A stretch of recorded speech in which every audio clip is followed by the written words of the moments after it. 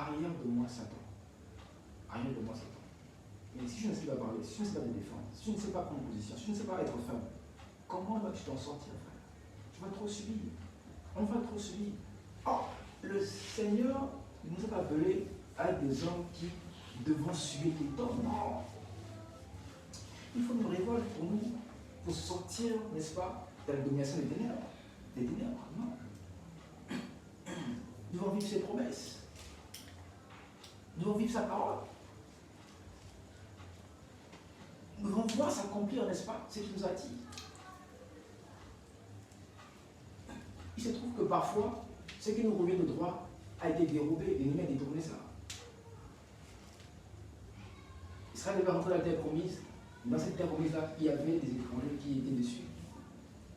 Et qu'est-ce qu'il fallait faire? Ils avaient le choix. Ou aller affronter ces géants, ou les reculer. D'ailleurs, où ils acceptent la situation, et non, ces géants-là sont trop forts. J'accepte la situation, donc on fait face.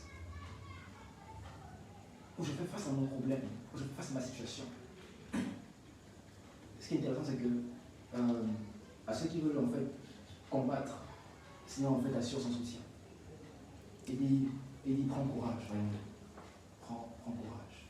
Jamais ceux qui prennent la fuite au combat, c'est pas vrai, non. Ils relèvent le défi. Parce qu'en réalité, ce n'est pas nous qui combattons. Mais pour combattre, nous avons besoin simplement de.